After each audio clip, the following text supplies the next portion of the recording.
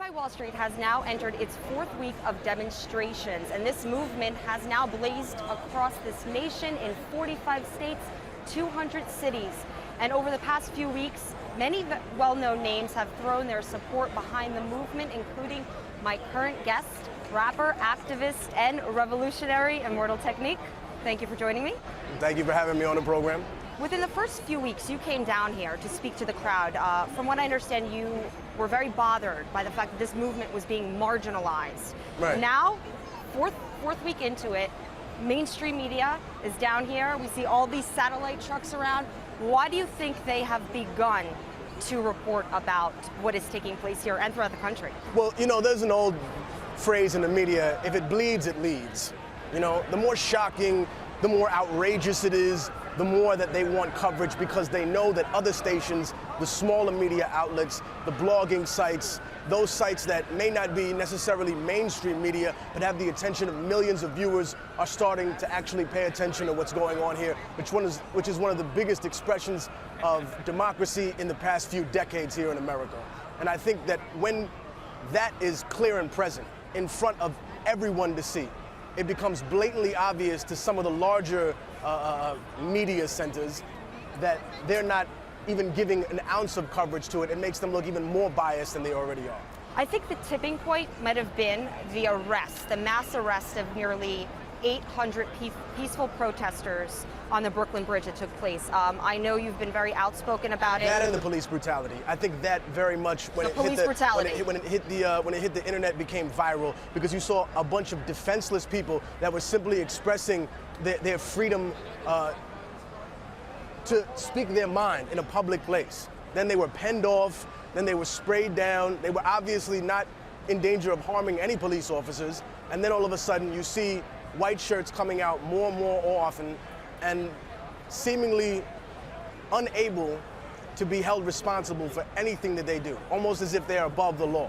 And that is very exemplary of exactly what has continued to fuel the fire here at this protest. The fact that people that are on Wall Street, people that are in government, are refusing, or I should say, not say all of them, but a lot of them are refusing to acknowledge their responsibility in what caused all of this. You know, this didn't come from nowhere. People didn't just decide to get up and be angry about nothing. People are seriously concerned about the direction that our democracy is going. I want to ask you about something that New York City Mayor Michael Bloomberg said about this demonstration. He said that these protesters are trying to destroy the jobs of working people in New York City. Mayor Michael Bloomberg said that this demonstration is not productive. Do you think that this is an illustration of disconnect? What do you think about this? No, I think that's a perfect illustration of a connect, his connect to Wall Street.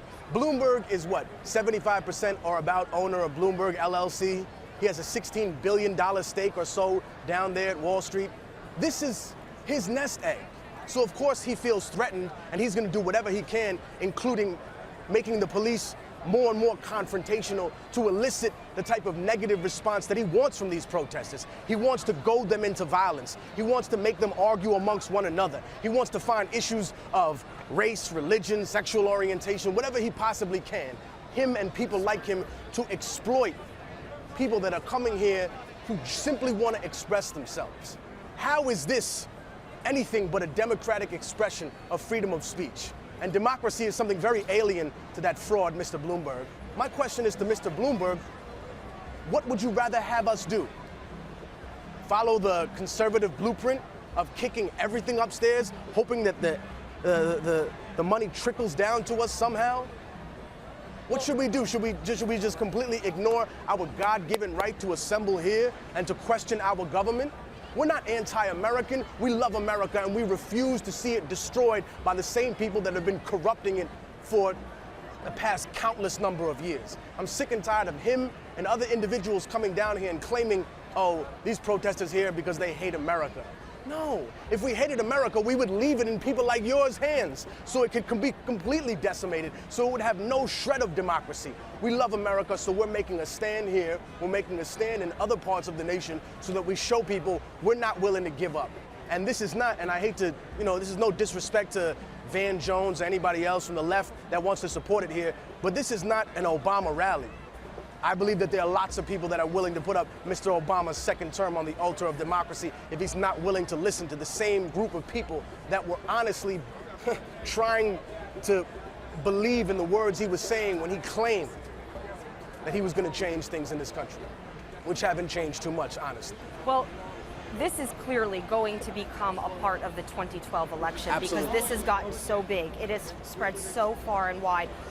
U.S. President Barack Obama did speak about this and said he understands the frustrations of those taking part in Occupy Wall Street. He should. He's a part of why these frustrations are here. Now that you see that this is coming to fruition, what makes the momentum actually affect the U.S. system? Aside from the occupations, aside from the visuals, what do people need to do?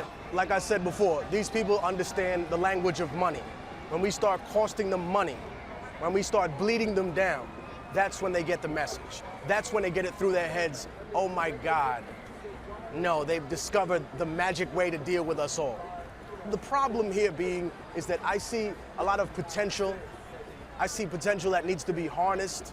I see people that, I understand the reason they haven't elected leaders, but I think that there should be more spokespeople that go out and have the actual core message of this group, that realize that the corruption that has existed in this system, we can't just completely throw on Republicans. Obviously, Democrats have to carry their fair share.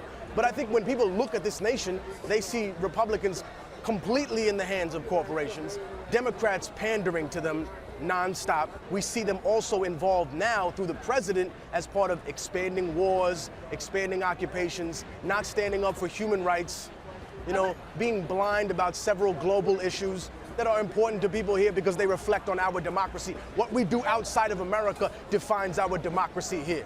If it's only democracy for people in America and we say, oh, you know what? Torture is illegal inside America, but it's okay for us to torture people outside of America, then really what's the standard that we're setting here? I've seen a lot of people online suggest that this movement, if they were to take some action, should go so far as to either pull their money out of banks or stop using credit cards. I'm not promoting any ideas here while asking you this question, but it is something that has been suggested. Do you think that... I think the second idea is a lot better than the first one. Stop using credit cards. I think even though we have to have a cohesive strategy to pull this together, I think that there's a lot of real brainstorming that needs to happen, because if we make one move, we need to be focused on what moves will be made against us, This is a chess game, just like the United States chess game in the Middle East, where they're willing to give up a few pawns, but what they really want is pieces. They're willing to trade a few lame duck presidents, because what they really want is the main characters out of the building, They're willing to trade the pawn, Bengali. Get out of here, he's a pawn, right? The other guy used to be a player, Mubarak, became a pawn. What do they want? The bishop, Gaddafi, gone. Now, they want the queen, Iran, out of there. This is a huge chess game, and don't think that they're not playing that here either. We have to not only be focused on what the next move, but what the reaction to what their reaction of our next move is. We have to think ahead of the game.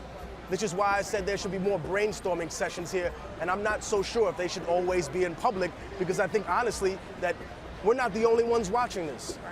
We'd be a fool to think that there aren't people involved here or around this area that aren't sleeper cells or agents. That's not me being paranoid, that's just the truth, The first black person to ever work for any Secret Service agency was Agent 800. His job was to infiltrate the movement of Marcus Garvey. If they were thinking like that back then, why wouldn't they be thinking like that here?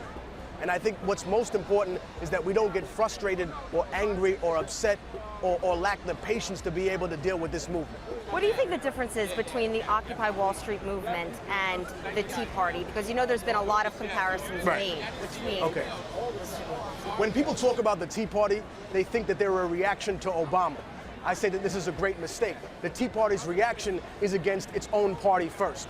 It's against the Republicans. Who were their first enemies? Before you can actually get to an election, you have to run in a primary.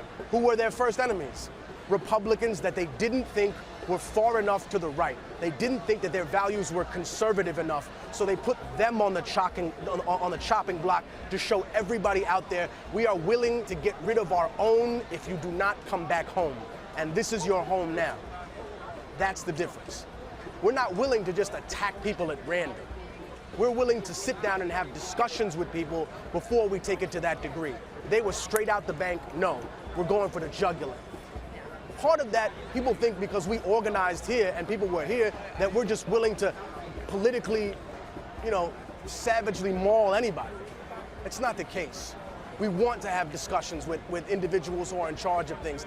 I would say this is a more all-encompassing movement. Absolutely. This is libertarians, this is independents, this is some Democrats, this is some Republicans, more Democrats obviously than Republicans, but we're asking questions about foreign policy because I don't think the majority of people here believe that a woman who's the victim of rape or incest should be forced to have a child, and we don't believe that government has the right to have all of these private meetings behind our back about what we need to do.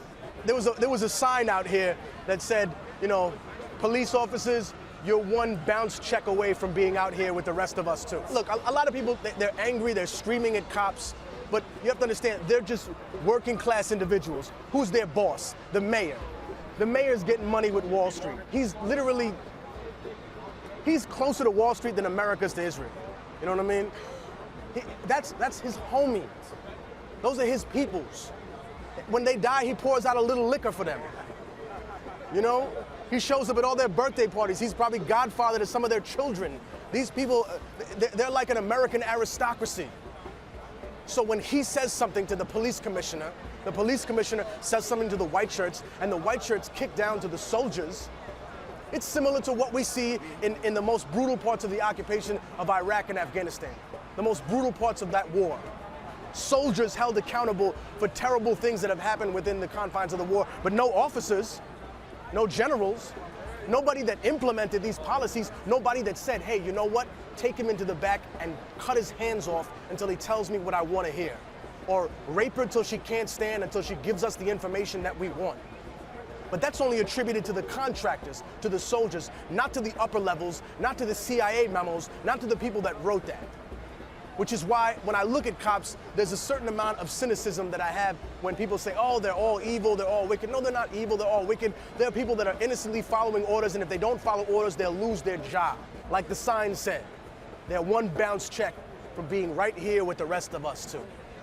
And as soon as they realize that, and I think that's also a big difference between this movement and between the Arab Spring movements. The difference is that in the Arab Spring, there was a concentrated force of security forces, whether it be military or National Guard, that decided to join with the movement.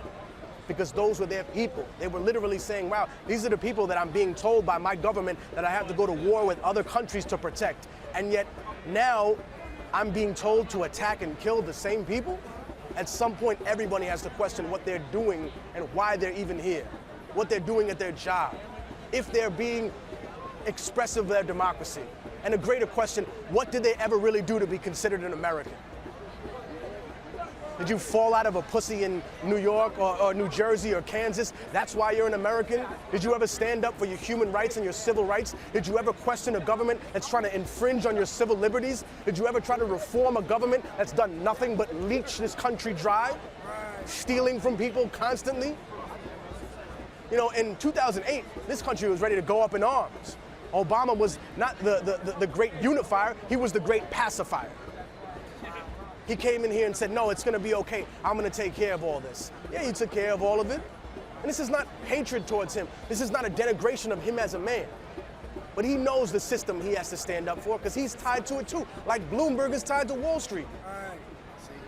If people come here from the opposition, people have consistently been a part of taking advantage of the people that are here, that are upset at what we're doing because it exposes what they've been doing this whole time, which exposes the corruption behind closed doors, then we know we're on the right path.